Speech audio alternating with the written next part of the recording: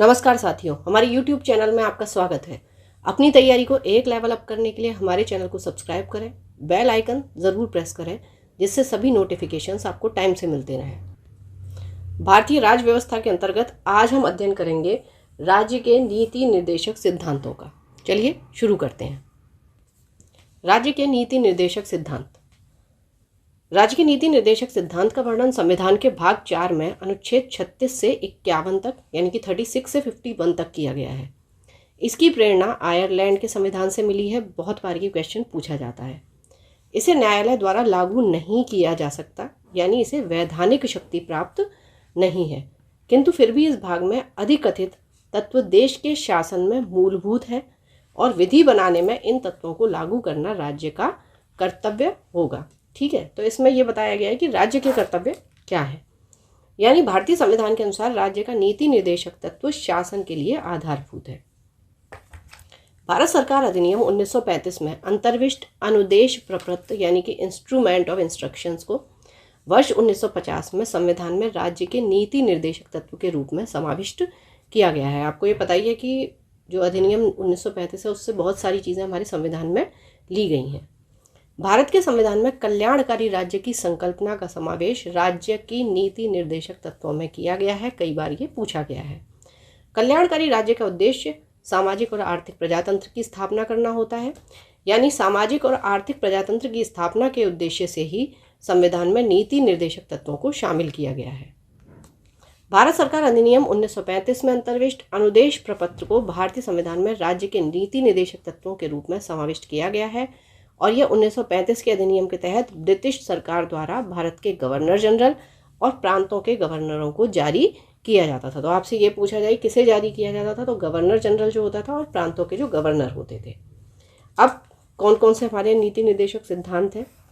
अनुच्छेद 38 की बात करेंगे तो इसमें कहता है कि राज्य लोक कल्याण की अभिवृद्धि के लिए सामाजिक व्यवस्था बनाएगा जिससे नागरिक को सामाजिक, आर्थिक एवं राजनीतिक न्याय मिलेगा। 3 तरीके का न्याय मिलेगा, सामाजिक, आर्थिक और राजनीतिक। 39 का बहुत बार पूछा जाता है, मोस्ट इम्पॉर्टेंट है कि समान न्याय और निःशुल्क विधिक सहायता किस अनुच्छेद के अंतर्गत आता है, तो आपका 39 क में। ठीक है, समान कार्य के लिए समान वेतन की व्यवस्था इसी में की गई है। अनुच्छेद 39 का ख में क्या बात है कि सार्वजनिक धन का स्वामित्व तथा नियंत्रण इस प्रकार करना ताकि सार्वजनिक हित का सर्वोत्तम साधन हो सके। 39 ग कहता है धन का समान वितरण। ठीक है, 40 में है ग्राम पंचायतों का गठन, मोस्ट इंपॉर्टेंट। अनुच्छेद 41 में है कुछ दशाओं में काम, शिक्षा और लोक सहायता पाने का अधिकार। 15 अगस्त 1995 से यानी कि 1995 से प्रभाव में आया राष्ट्रीय सामाजिक कार्यक्रम भारतीय संविधान के अनुच्छेद 41 के प्रावधानों की पूर्ति करता है। इसका उद्देश्य गरीबों को सामाजिक सहायता उपलब्ध कराना है। वर्तमान में इसमें 5 योजनाएं शामिल हैं। इंदिरा गांधी राष्ट्रीय वृद्धावस्था पेंशन योजना, इंदिरा गांधी राष्ट्रीय विधवा पेंशन योजना, इंदिरा गांधी राष्ट्रीय विकलांगता पेंशन योजना, राष्ट्रीय परिवार लाभ योजना और अन्नपूर्णा योजना। अनुच्छेद 42 काम की न्याय संगत और मानवोचित दशाओं का तथा प्रसूति सहायता का उपबंध करना। ठीक है, प्रसूति सहायता मतलब हो गई आपकी मातृत्व राहत के लिए जो सहायता होगी। अनुच्छेद 43 कर्मकारों के लिए निर्वाचन, मजदूरी एवं कुटीर उद्योग को प्रोत्साहन। अनुच्छेद 44 में कहते हैं कि नागरिकों के लिए एक समान सिविल संहिता होनी चाहिए। तो एक समान सिविल संहिता का मतलब क्या है कि यानी कि समान नागरिक संहिता। इसका मतलब क्या है कि पूरे देश में जितने भी आपके धार्मिक समुदाय हैं उनके लिए एक ही कानून लागू हो, चाहे विवाह की बात हो, तलाक की बात हो, विरासत हो, गोद लेने की बात हो, तो सभी धार्मिक समुदायों के लिए एक ही नियम होंगे। इसका मतलब होता है एक समान सिविल संहिता। अनुच्छेद 46 या 46 अनुसूचित जातियों, जनजातियों और दुर्बल वर्गों की शिक्षा और अर्थ संबंधी हितों की अभिवृद्धि करना। ठीक है, 47 में कहा गया है पोषाहार स्तर, जीवन स्तर को ऊंचा करना और लोक स्वास्थ्य का सुधार करने का राज्य का कर्तव्य। 48 में कृषि एवं पशुपालन का संगठन। 48 का है पर्यावरण का संरक्षण तथा संवर्धन और वन एवं वन्य जीवों की रक्षा। अनुच्छेद 49 राष्ट्रीय महत्व के स्मारकों, स्थानों एवं वस्तुओं का संरक्षण। अनुच्छेद 25 कार्यपालिका एवं न्यायपालिका का पृथक्करण। यानी इन दोनों की अलग अलग शक्तियों का होना। अनुच्छेद 51 अंतर्राष्ट्रीय शांति और सुरक्षा की अभिवृद्धि करना, उसको बढ़ाना। उपयुक्त अनुच्छेद के अतिरिक्त कुछ ऐसे अनुच्छेद भी हैं जो राज्य के लिए निदेशक सिद्धांत के रूप में कार्य करते हैं, जैसे अनुच्छेद 350 क प्राथमिक स्तर पर मातृभाषा में शिक्षा देना, और 351 हिंदी को प्रोत्साहन देना। ठीक है, यानी अपनी मातृभाषा को प्रोत्साहित करना। राज्य का नीति निर्देशक तत्व एक ऐसा चेक है जो बैंक की सुविधा अनुसार अदा की जाएगी। ये कथन किसने कहा था? केटी शाह ने। और केटी शाह कौन थे? ये संविधान सभा के सदस्य थे।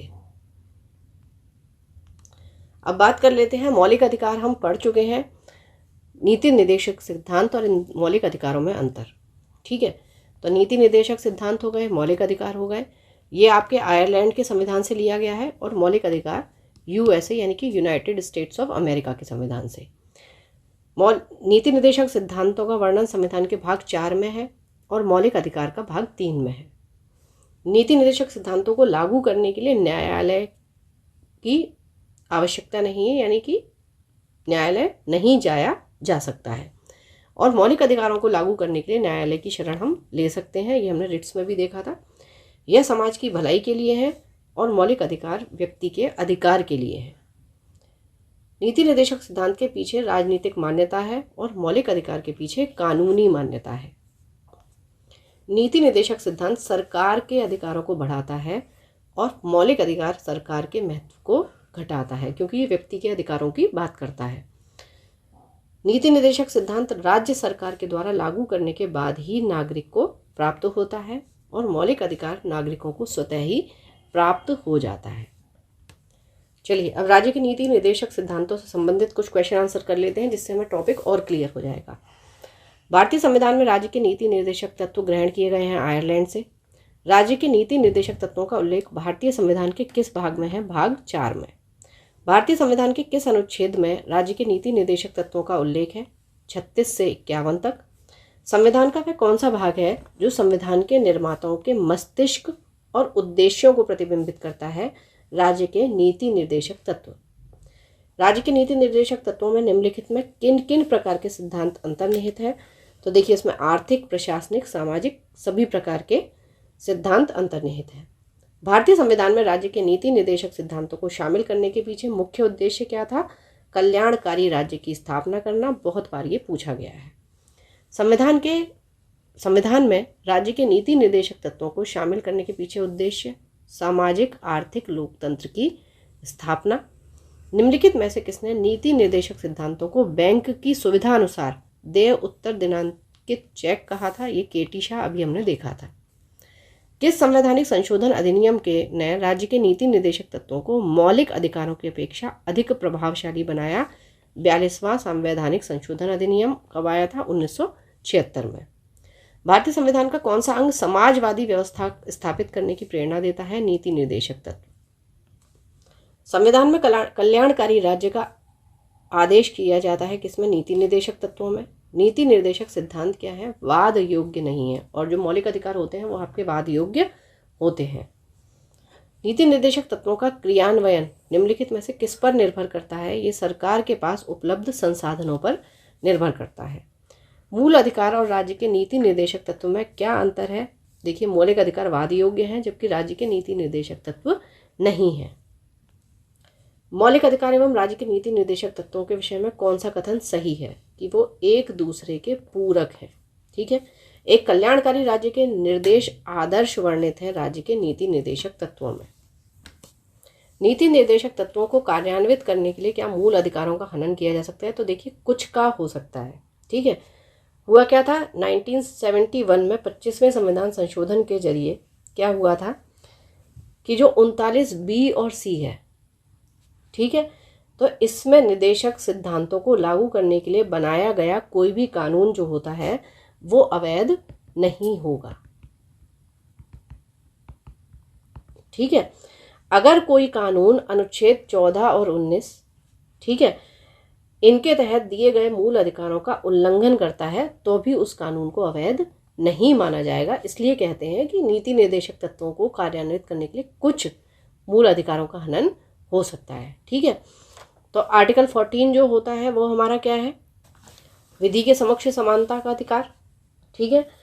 और 19 जो है उसमें 6 तरीके की स्वतंत्रताएं बताई गई हैं, ठीक है। बोलने की स्वतंत्रता है, फिर शांतिपूर्ण बिना हथियारों के एकत्रित होने की, संघ बनाने की, देश के किसी भी क्षेत्र में आवागमन की, किसी भी क्षेत्र में निवास करने और बसने की स्वतंत्रता, और कोई भी व्यापार और जीविका चलाने की स्वतंत्रता, ठीक है। भारत के संविधान में अंतर्राष्ट्रीय सुरक्षा को प्रोत्साहन देना सन्निहित है राज्य के नीति निर्देशक तत्व में आर्टिकल 51 में। समान कार्य के लिए समान वेतन भारत के संविधान में सुनिश्चित किया गया है 39 के क राज्य के नीति निर्देशक सिद्धांत में। भारतीय संविधान के निम्नोक्त भागों में से किस एक में न्यायपालिका तथा कार्यपालिका के पार्थक्य का प्रावधान है, यानी कि पृथक्करण का प्रावधान है राज्य के नीति निर्देशक सिद्धांत में? किसमें? आर्टिकल 50। भारतीय संविधान के राज्य के नीति निर्देशक सिद्धांत को किस मुख्य कारण से सम्मिलित किया गया है? कल्याणकारी राज्य की स्थापना के लिए। मूलभूत संविधान में कौन से भाग में राज्य लोक कल्याण की संकल्पना सम्मिलित है? राज्य के नीति निर्देशक तत्व में।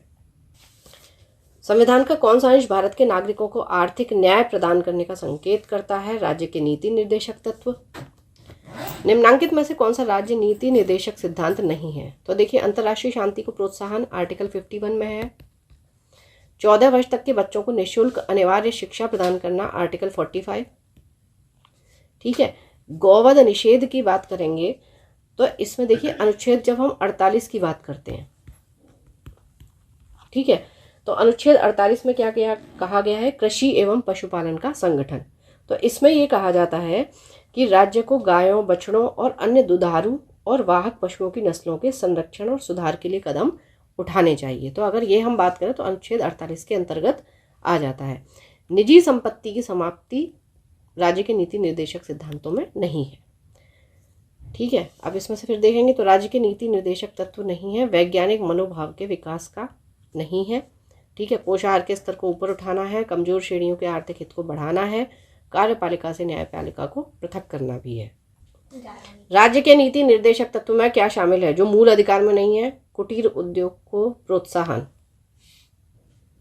किसी नीति निर्देशक सिद्धांत को प्रायः समाजवादी माना जाता है, तो यह है ग्राम पंचायतों की स्थापना। निम्नलिखित निर्देशक सिद्धांतों में से वह कौन सा सिद्धांत है जिसे गांधीवादी सिद्धांत कहा जाता है? तो यह स्वशासन के प्रभावी एकलों के रूप में ग्राम पंचायत का संगठन, इसे गांधीवादी सिद्धांत कहा जाता है। नीति निर्देशक तत्व का महत्व किसके लिए है? राज्य के लिए। भारत के किस राज्य में समान नागरिक संहिता लागू है? यह है गोवा में। राज्य की नीति निर्देशक सिद्धांत किस प्रकार मौलिक अधिकारों से भिन्न है? ये बहुत बार पूछा जाता है। तो ये प्रवर्तनीय नहीं है, जबकि मूल अधिकार जो है वो प्रवर्तनीय है। भारतीय संविधान के कौन से संशोधन अधिनियम द्वारा टकराव की दशा में राज्य की नीति निर्देशक तत्वों को मूल अधिकारों पर वरीयता प्रदान की गई है? तो यह है 42वां। भारतीय संविधान के अंतर्गत कल्याणकारी राज्य की अवधारणा निम्नलिखित में से किस अनुच्छेद में वर्णित है? अनुच्छेद 38 में। समान न्याय और निःशुल्क विधिक सहायता का प्रावधान संविधान के किस अनुच्छेद में है? 39 का क या 39A। भारतीय संविधान के निम्नलिखित अनुच्छेदों में से कौन सा अनुच्छेद राज्य सरकारों को ग्राम पंचायतों को संगठित करने का निर्देश देता है? आर्टिकल 40। भारतीय नागरिकों के लिए एक समान सिविल संहिता प्राप्त करने की बात कहाँ पर है? अनुच्छेद 44 में। संविधान के किस अनुच्छेद में न्यायपालिका का कार्यपालिका से पृथक्करण है? आर्टिकल 50। राज्य के नीति निर्देशक सिद्धांतों में किस अनुच्छेद का संबंध अंतर्राष्ट्रीय शांति और सुरक्षा के संवर्धन से है? 51 में। भारतीय संविधान के किस अनुच्छेद द्वारा निम्न दुर्बल वर्गों को शिक्षा संबंधी सुरक्षा प्रदान की गई है? अनुच्छेद 46 में, 46। काम करने के अधिकार को राज्य के नीति निर्देशक तत्वों में निम्नलिखित में से किस अनुच्छेद के अंतर्गत रखा जाता है? 41 में। चलिए, सूची 1 को सुमेलित करना है 2 से। संविधान के अनुच्छेद है और विषय है। तो अनुच्छेद 40 में क्या है? ग्राम पंचायत का गठन। 41 की बात करेंगे तो यहाँ पर काम करने का अधिकार है। 44 में समान नागरिक सहायता, जो कि गोवा में है। अनुच्छेद 48 की बात करेंगे तो कृषि एवं पशुपालन का गठन, ठीक है। तो ये 1 2 3 4 ही है इसका। निम्नलिखित में से कौन सा या से राज्य के नीति निर्देशक तत्वों में शामिल है? तो देखिए, मानव के दुर्व्यापार और बलात् श्रम का प्रतिषेध जो है, ये नीति निर्देशक सिद्धांतों में शामिल नहीं है। ये आपके मौलिक अधिकार यानी फंडामेंटल राइट्स में है, आर्टिकल 23 में, अनुच्छेद 23 में। मादक पेयों और स्वास्थ्य के लिए हानिकारक औषधियों के औषधीय प्रयोजनों से भिन्न उपयोग का प्रतिषेध, ये आपका नीति निर्देशक तत्वों में है। और अगर ये आपसे पूछ लिया जाता है कि किस अनुच्छेद में है ये, तो आइए आता है अनुच्छेद 47 में। ठीक है, जो कि हमारा संबंधित किससे है? पोषाहार स्तर, जीवन स्तर को ऊंचा करने और लोक स्वास्थ्य का सुधार करने का राज्य का कर्तव्य। भारत के संविधान में पुरुषों तथा महिलाओं द्वारा समान कार्य के लिए समान वेतन देने को बढ़ावा देने के लिए कोई उपबंध नहीं है। तो देखिए ये गलत हो जाता है। 39 का में है समान कार्य के लिए समान वेतन। भारत के संविधान में पिछड़े वर्गों को परिभाषित नहीं किया गया है, तो ये दूसरा सही हो जाता है कि संविधान में पिछड़े वर्गों को परिभाषित नहीं किया गया है। ठीक है, इनमें से कौन सा राज्य के नीति निर्देशक सिद्धांतों में सम्मिलित नहीं है? तो ये सूचना का अधिकार नहीं है। तो सूचना का अधिकार जो है ये कहाँ पर वर्णित है, ये आप मुझे कमेंट बॉक्स में बताएंगे। निम्नलिखित में से कौन सा एक संविधान के 42वें संशोधन द्वारा नीति निर्देशक तत्वों में नहीं जोड़ा गया है? तो ये सभी नागरिकों के लिए समान आचार संहिता भारत के कल्याणकारी राज्य होने का विचार पाया गया है संविधान की प्रस्तावना में और नीति निर्देशक तत्वों में। भारतीय संविधान में प्रतिष्ठापित राज्य की नीति निर्देशक तत्वों के अंतर्गत निम्नलिखित प्रावधानों पर विचार करना है। तो इसमें देखिए ये पूछा गया है कि कौन से गांधीवादी सिद्धांत है। तो नीति निर्देशक तत्वों की बात करेंगे तो उसे हम 3 तरीके से डिवाइड कर सकते हैं। कुछ आपके समाजवादी सिद्धांत हैं, कुछ गांधीवादी हैं और कुछ है उदार और बौद्धिक सिद्धांत। तो गांधीवादी की बात करेंगे तो उसमें है ग्राम पंचायतों को संगठित करना और ग्रामीण क्षेत्रों में कुटीर उद्योगों को प्रोत्साहित करना। ठीक है, तो ये हो जाता है आपका 2 और 3। शराबबंदी संविधान की किस धारा में निर्देशित है? धारा 47। चलिए, तो यहाँ राज्य के नीति निर्देशक तत्व हमारे कंप्लीट हो जाता है चैप्टर। तो पढ़ते रहिए, बढ़ते रहिए, रिवीजन ज़रूर करते रहिए। Thank you for watching, keep learning, stay with me.